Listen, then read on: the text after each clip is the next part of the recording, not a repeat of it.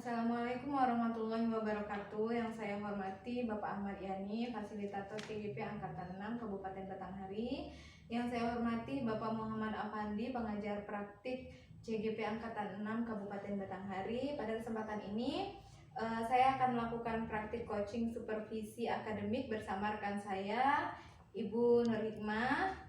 Pada kegiatan ini, saya akan melakukan tahapan pertama dari praktik coaching untuk supervisi akademik, yaitu pra-observasi. Selamat pagi Ibu Nur Hikmah. Selamat pagi, Bu. Apakah Ibu Nur Hikmah sedang sibuk saat ini? Tidak, Bu. Kebetulan saya tidak ada jam mengajar.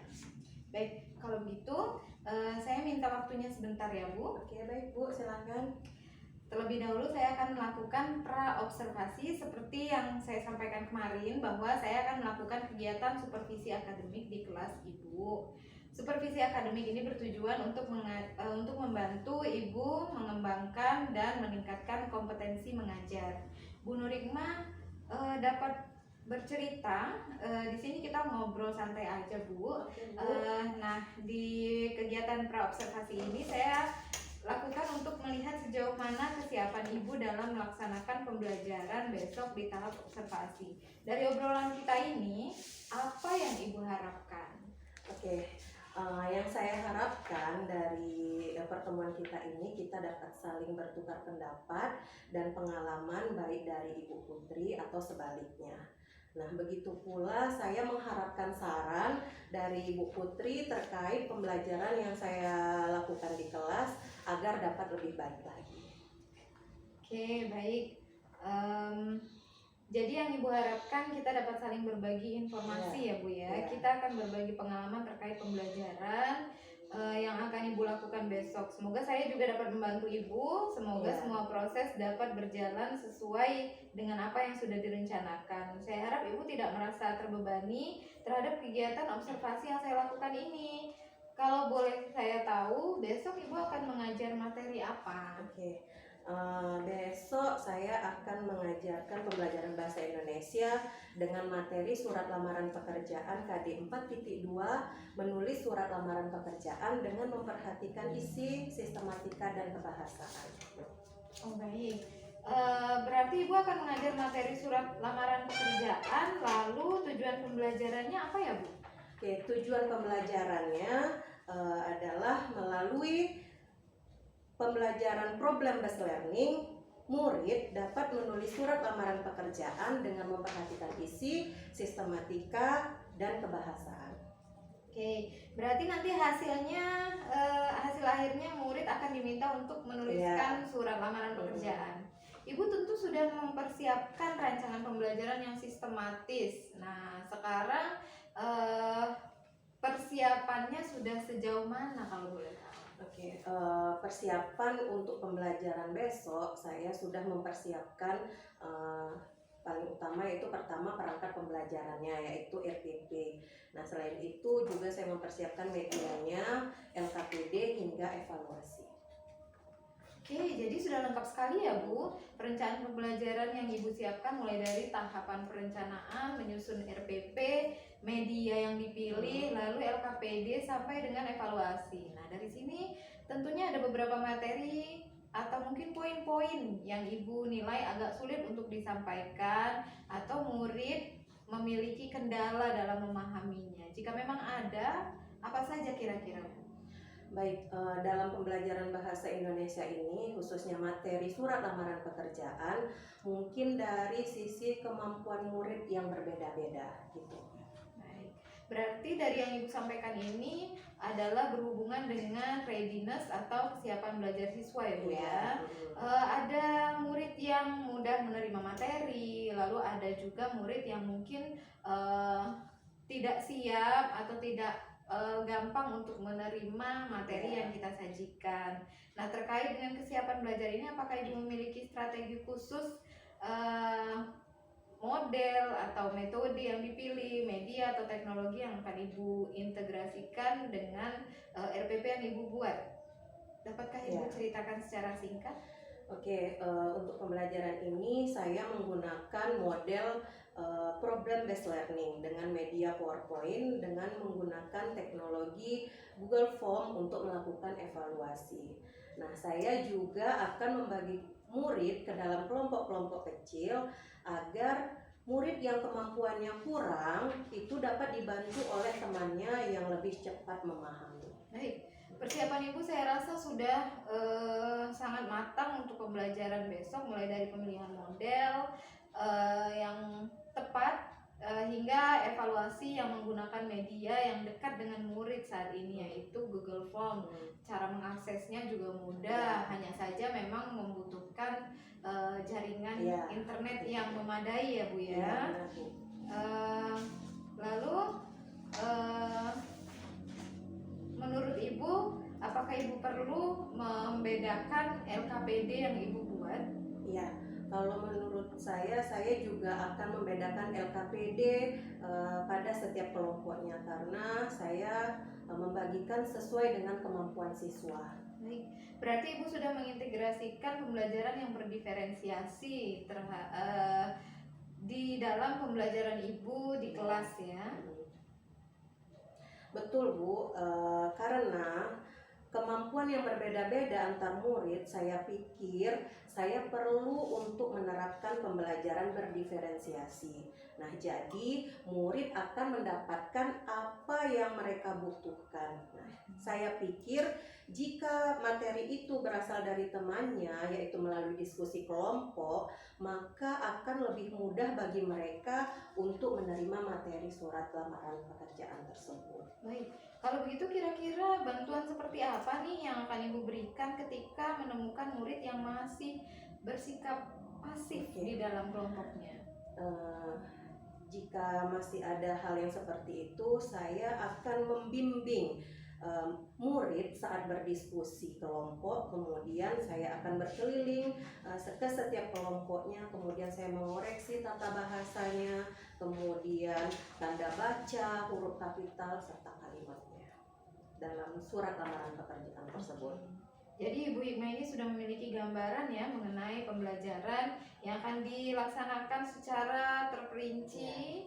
Apakah menurut Bu Hikmah masih ada sesuatu yang Ibu rasa kurang? Baik Bu, semuanya memang masih dalam tahap pengerjaan, baik itu dari RPP, media pembelajaran, metode, sampai teknologi yang akan saya terapkan. Baik, kalau begitu, kapan nih Ibu akan mengerjakan semua persiapan ini? Setelah saya melakukan coaching ini, saya akan mempersiapkan semuanya. Oke, kalau begitu namanya kita guru, lingkungan kita pasti majemuk, lintas mapel, kemudian kita juga tidak bisa tentunya bergerak sendiri karena kan memang untuk mengintegrasikan pembelajaran yang mengandung unsur TPECK di dalam pembelajaran lalu memasukkan unsur pembelajaran berdiferensiasi pasti butuh pihak-pihak lain nih Bu yang membantu. Nah, kira-kira yang akan membantu Ibu dalam mempersiapkan semua ini siapa saja? Saya membutuhkan bantuan dari guru-guru lain, terutama rekan sejawat yang pada mata pelajaran yang sama, yaitu mata pelajaran bahasa Indonesia. Baik, kalau begitu Ibu udah dapat berkolaborasi dengan rekan guru terkait dengan kegiatan supervisi akademik ini. Ada beberapa kompetensi nih yang akan Ibu kembangkan. Kira-kira pengembangan diri seperti apa yang bisa saya bantu? Saya ingin pengembangan diri di ranah wawasan intelektual saya, Bu, tentang bagaimana menyampaikan materi secara jelas supaya murid dapat menangkap materi dengan mudah. Mungkin saja dengan pembelajaran yang lebih menarik yang dapat menjadikan pembelajaran di kelas saya menjadi lebih bermakna. Kemudian saya juga membutuhkan pengembangan dalam pembelajaran sosial emosional dikarenakan keberagaman siswa yang majemuk di kelas. Jadi terkadang ada masa di mana saya merasa emosi saya naik turun dalam menghadapi murid. Nah, saya juga mengajarkan mata pelajaran bahasa Indonesia yang menjadi mata pelajaran yang sangat mendasar bagi murid di sekolah. Baik, yang saya tangkap di sini, Bu ingin mengembangkan diri di ranah intelektual dan sosial emosional ya, Bu. Iya. Ini semua bertujuan agar Ibu dapat menghadapi keberagaman yang ada di kelas sehingga kita sebagai guru dapat menjadi guru yang berpihak pada murid sesuai dengan 6 dimensi profil pelajar Pancasila. Oke. Ini udah baik sekali, Bu. Saya akan bantu di tahap observasi nanti terkait dengan kompetensi yang akan Ibu Hikmah tingkatkan. Untuk hal ini, apa strategi yang ada dalam diri Bu Hikmah untuk mencapai kompetensi yang Ibu butuhkan? Ya baik, strategi yang saya miliki saat ini adalah metode dan model pembelajaran yang lebih kompetitif sesuai dengan apa yang dibutuhkan oleh murid. Nah, teknologi yang saya gunakan juga harus dekat dengan dunia murid saat ini. Baik, Bu. Lantas bagaimana dengan pengembangan diri di kemampuan sosial emosional? Apa kekuatan yang Ibu miliki saat ini?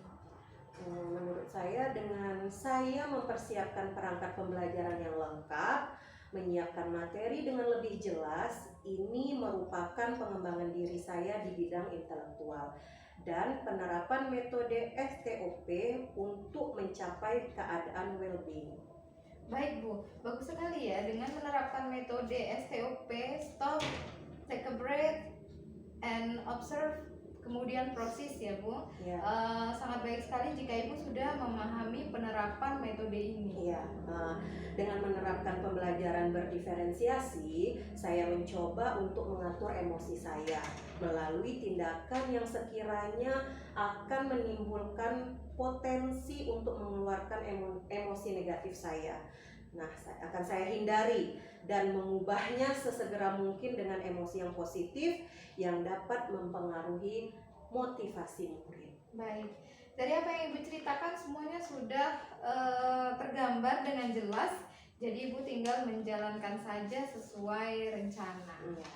Berarti dalam pembelajaran Ibu juga sudah melaksanakan diferensiasi konten dengan bahan ajar yang berbeda dan diferensiasi proses dengan membedakan LKPD yang diberikan kepada murid. Boleh saya tahu, Bu, LKPD-nya ini seperti apa ya bentuknya? Apakah isian singkat atau menulis, Ibu memberikan stimulasi lebih dulu beberapa kalimat lalu mereka meneruskan, atau memang utuh? LKPD yang saya berikan di sini karena mereka nantinya hasil akhirnya menulis. Nah, sebelum mereka menulis, saya memberikan dulu sistematika acak dari potongan-potongan surat lamaran pekerjaan. Kemudian mereka memberikan panah yang sesuai dengan sistematika tersebut. Dari surat lamaran pekerjaan dengan sistematika, mereka memberikan panah yang sesuai dengan sistematika surat lamaran pekerjaan. Baik, berarti ada metode mind mapping ya di dalamnya ya, sehingga siswa akan berpikir dan mencari sendiri discovery learning ya.